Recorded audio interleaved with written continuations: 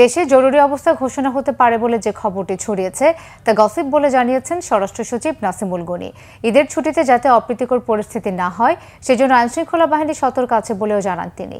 বাংলাদেশ ও অস্ট্রেলিয়ার মধ্যে সমুদ্রপথে বাংলাদেশ থেকে অবৈধভাবে অস্ট্রেলিয়া গমনকারীদের দ্রুত প্রত্যাবর্তন সংক্রান্ত সমঝোতা সই শেষে স্বরাষ্ট্র সচিব সাংবাদিকদের একথা বলেন। বাংলাদেশের পক্ষে আইজিপি বাহারুল আলম এবং অস্ট্রেলিয়ার জয়েন্ট এজেন্সি টাস্ক ফোর্সের deputy commander mark white church এতে সই করেন। ঈদের পরে ঢাকা থেকে অস্ট্রেলিয়ার ভিসা প্রক্রিয়া শুরু হবে বলেও জানান স্বরাষ্ট্র সচিব। আইনশৃঙ্খলা পরিস্থিতি প্রসঙ্গে তিনি বলেন, সরকারের কোনো ঢিলেমি নেই। জানান, দেশের আইনশৃঙ্খলা পরিস্থিতি নিয়ন্ত্রণে আছে। এই অবস্থা যেন বজায় থাকে সেই চেষ্টাই করছে সরকার। আমরা ভিজিলেন্সি একটুও কমাই নাই।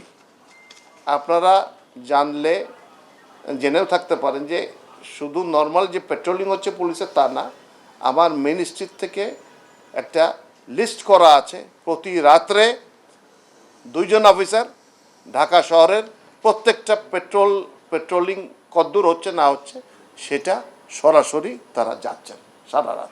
এ সম্বন্ধে আমার কোনো কমেন্ট নেই। এগুলা মেয়ার গসিপস, আলাপ আলোচনা হচ্ছে, দু একজনের কথা বলছে, এর সম্বন্ধে আমার কোনো কমেন্ট নেই। আমাদের যে কাজ আছে সেটা আমরা জারি রাখবো এবং সেভাবে চলতে থাকবো। আমরা সতর্ক আছি, পুলিশ সতর্ক আছে, আমরা সবাই চেষ্টা করছি যাতে যেই স্টেবিলিটিটা আছে ইনশাল্লাহ এটা মেনটেন করতে পারি।